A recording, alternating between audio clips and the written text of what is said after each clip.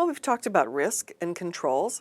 Let's talk about planning for that audit. Remember how I said you don't just go charging right in there and checking things.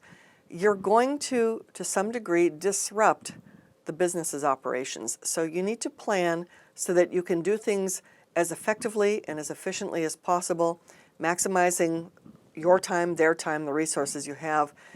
Planning so that, well, if they can only get things, maybe records out of storage at a certain time, that you're prepared for that.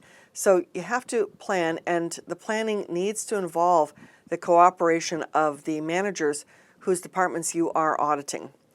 So when we talk about planning, first thing is that management confirms that this is what we're trying to accomplish. These are the objectives of the audit. And remember that we had the audit committee that has the letter of engagement and the audit charter, which basically says, what are we doing, who's doing it, why, what are we trying to protect, who's responsible, all of that sort of stuff. So we have our objectives clearly stated. We have the standards that we can go to ISACA's site and use as sort of a checklist to compare our planning against.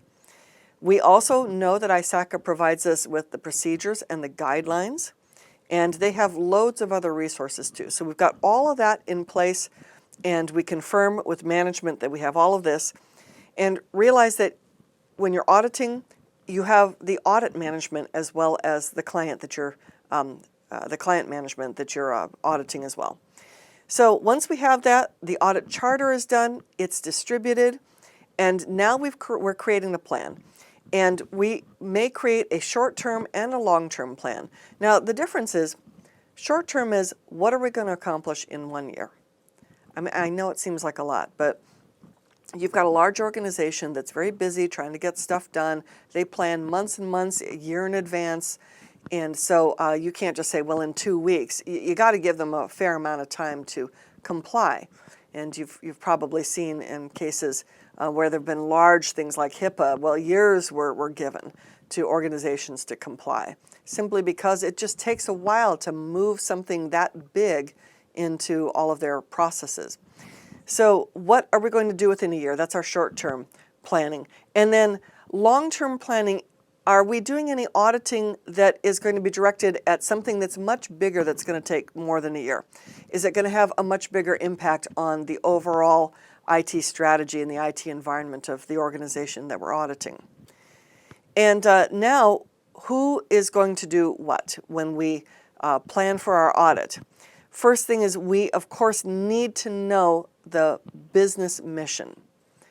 And when we know the business mission, we'll know whether or not their controls and their whole sort of framework for minimizing risk is in line with their business.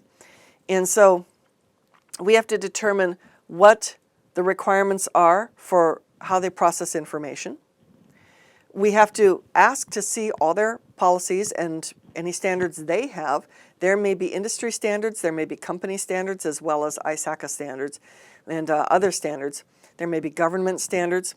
So we need to see all their policies, all their standards, and all the standards and policies that are relevant and regulations that are relevant to them. And then we have to do the risk analysis so that we know what we're targeting, and the risk analysis should support what it is that we're auditing. And then we have to look at what are all of the internal controls, have to know the scope and the objectives of the audit. The objective of the audit might simply be it might be very, very specific. It might be to determine, is our method of writing software sufficient, and do we do enough tests on it so that we have reasonable assurance that the software is reasonably safe? I mean, so it could be really, really specific, or it could be really broad, like we're going to look at all your books. So, I mean, we have to define what is the scope and the objectives, and that's something that when management hires you, that's what they're stating. So you need to know what are your objectives, what's the scope. And then, of course, how are we going to approach it? And who's going to do what? And personnel, resources, and logistics. Well, we need one person who can pen test the servers. We need another person who can check code. We need another person who will interview different people. And you have to look at different people with their different kinds of strengths.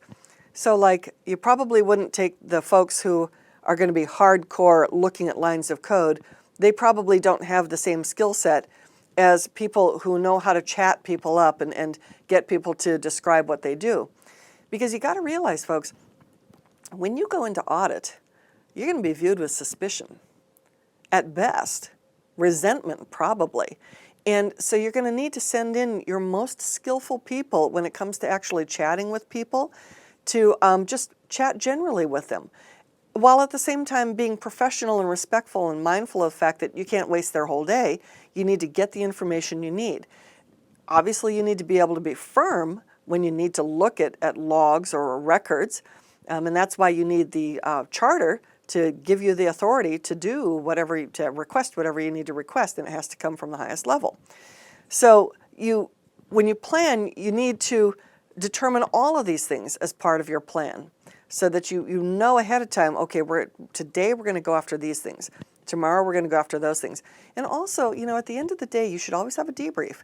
The project manager, whoever the audit manager is, and everybody gets together, okay, did you achieve this, this, this? I had a checklist. No, I wasn't able to. They weren't able to get this out of storage. So-and-so was sick today, whatever. Okay, we'll roll these into tomorrow. And the project manager, the audit manager, has to be on top of all this to know that you'll be done with your audit in 2 weeks or whatever your audit period is, or 3 days or whatever your time period is. Obviously, you have to be looking at what laws and regulations are relevant to that industry, and are they in compliance? So we need to determine, are there any external requirements? So do they deal with health informatics, where they're going to fall under things like HIPAA? Do they deal with finances, where they're going to fall under things like SOX, Sarbanes-Oxley? So what are the laws and regulations required? And are there any external requirements when creating policies and standards and procedures? Well, SOX requires that that the company have due diligence. And so did they do due diligence by creating a policy and training people to whatever was appropriate to them? So you need to also understand this industry. And then through the planning process, we start by understanding the business and its environment itself. If you're used to auditing one type of business, like maybe health, you're not going to be taking a senior position that's technical when you're auditing like nuclear facilities. You'll have skill sets that can be used, but we have to analyze the business. We have to understand.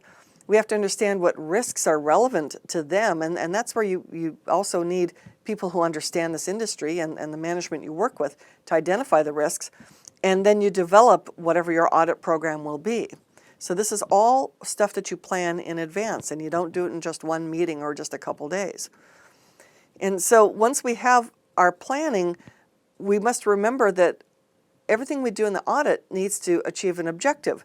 So the big thing is that ultimately, everything that we're looking at, we have to see if all these processes, these IT technologies, these operational procedures, do they support the organizational goals, the business mission set by higher management? That's really what we're looking for.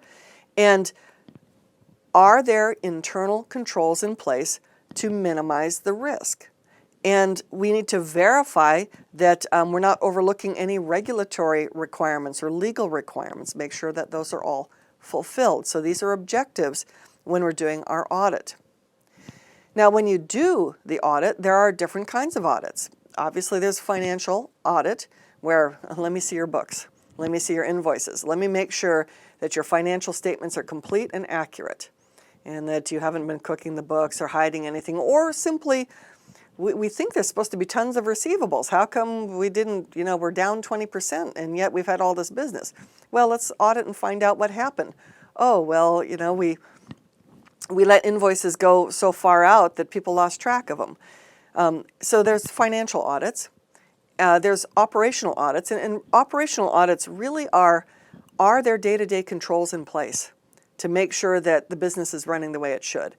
And there are many large firms that will do an IT audit before they do a financial audit, because you figure if you aren't maintaining the integrity of the data, how can you have a good financial audit? So we can have that. An integrated audit is basically both. Do we have day-to-day controls in place, and how well do they protect the books? The administrative audit is basically how is the organization running in general, and so are there management policies in place to make sure that people follow whatever they're supposed to follow. And then there's, of course, the very specific technical IS audits. So, okay, we did a vulnerability scan and a pen test, and we did a port scan, and we checked for weak passwords, and we checked for open access points and that kind of thing. Specialized tends to be if you're engaging an external party, a third party, to manage some of your controls. Let's audit that. Let's audit them. Let's audit their effectiveness in controlling your assets.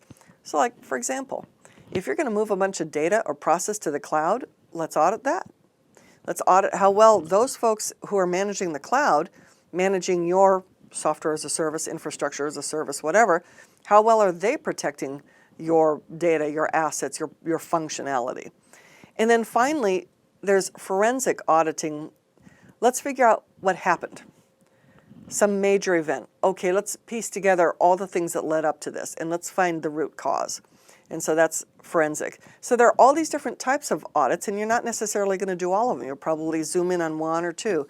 Maybe you'll do an operational or an integrated where you first check the controls and then someone else checks the finances. So different types of audits. So to kind of look at all of this, when we're planning for an audit, we have to determine, is our plan going to be short-term, 1 year, or long-term? More than that, because this is a much bigger thing we're looking at. And we may have to plan for both. Are there any laws or regulations that they may or may not be aware of? We have to do a business analysis. We have to do a full risk analysis, and we have to develop this full audit program. We're looking for controls. Based on our whole planning process, we need to know what are the objectives and the scope of the audit and what type of audit is it. And then finally, we have this plan together. We communicate the plan with management of the folks who are hiring us. So with that, we have the audit planning process. The very next thing we're going to talk about is the methodology.